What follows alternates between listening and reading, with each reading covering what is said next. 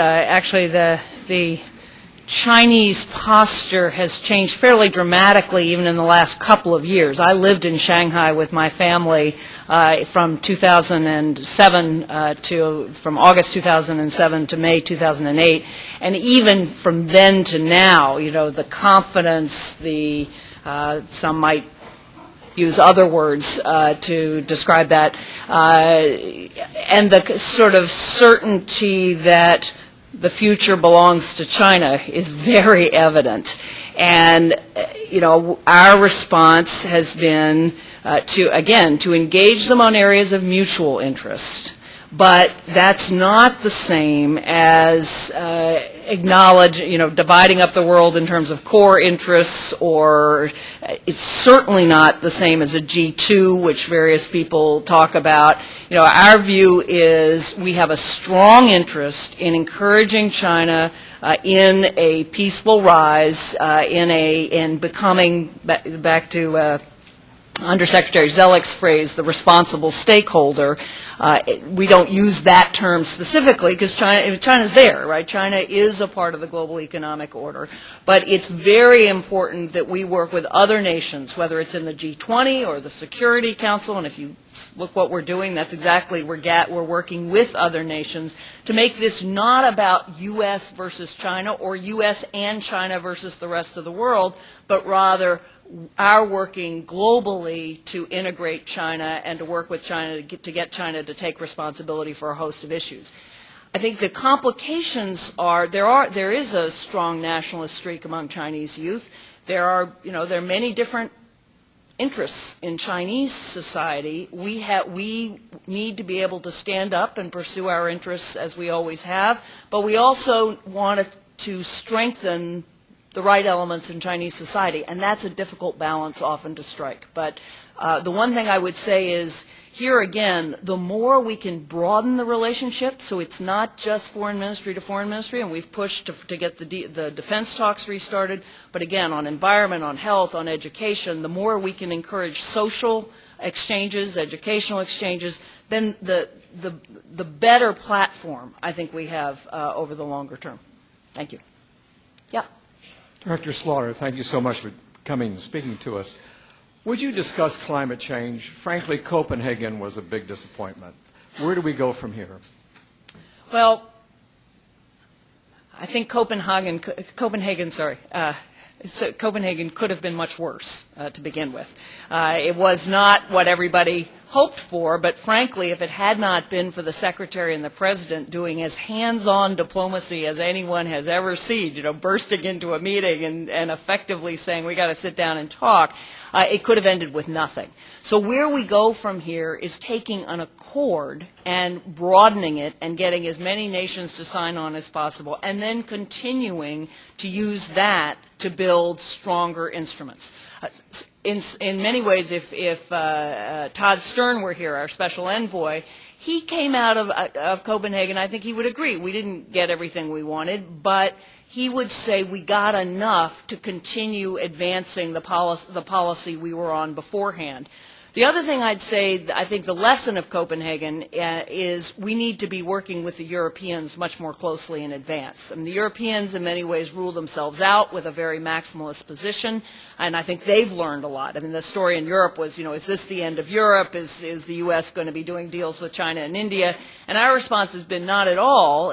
Overall, we're much closer to where Europe is, but we need to be coordinating that before we get to the conferences, and the follow-up in Mexico has been much more along those lines. Thanks. Dick Thompson, retired state FSO. I mentioned state FSO because my question really refers to USIA. How are we going to reach out to people overseas unless we restore, if not that agency, at least the sorts of structures and programs they used to carry out and people-to-people programs?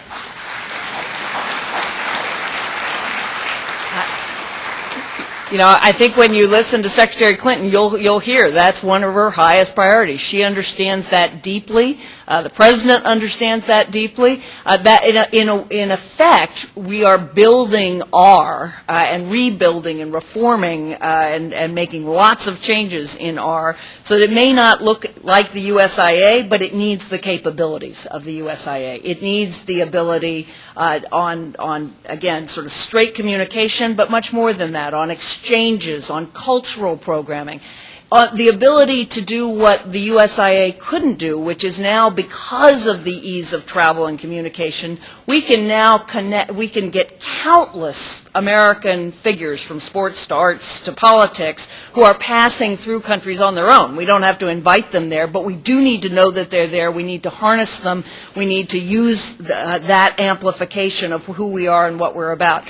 Ambassador Tony Wayne, when he was in Argentina, pioneered this, really worked up, reaching out to everybody who came through Argentina and plugging them into public diplomacy programs in ways that were very successful. So we agree on the need for the capability. The form will probably be distinct to where we are now, but believe me, if we can't reach, and now we need to reach people and not just governments, if we can't reach them, the rest of what we do is sadly compromised.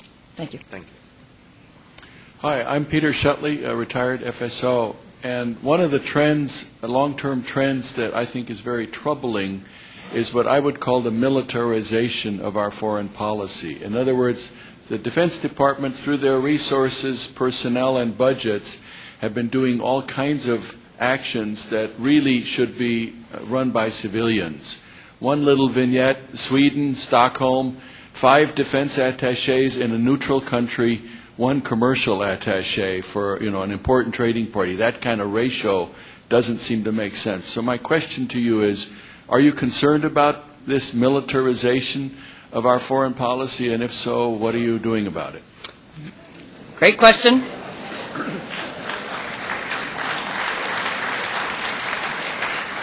So on that one, I'm happy to answer. We're doing a lot, and we're at a perhaps rare moment in American history where the person who says that most loudly is the Secretary of Defense. That's a good thing. I would encourage you, that Secretary Gates gave a wonderful speech at the Nixon Center in February. It's available on the web, where he's talked about it in those terms. He said, this is a major danger, the militarization of U.S. foreign policy. He has been our best advocate for increasing the foreign affairs budget, for increasing the number of foreign service officers. He's a little less enthusiastic when it means trading off Pentagon money for state money, but he's all for new money. So you have a moment where the Secretary of Defense, Admiral Mullen, Secretary Clinton, President Obama all agree, and we are determined to capture that moment. So what are we doing about it? Well, there are a whole host of different things we're doing, partly transferring authorities back from Pentagon to state. Strategic communication, one of the best examples. Undersecretary McHale has spent a lot of time working with the Pentagon to get those authorities back and to say, look, we know you can do it fast, but you don't always do it as well as you think you do in terms of handling STRATCOM. In areas of security assistance, and when that's development assistance versus actual work with foreign forces versus that sort of gray area of rule of law policing, the kind of thing that you see in Mexico, where you're basically in a war zone, but it's a different kind of conflict. So we're working very hard there to get the right framework and, again, to transfer authorities.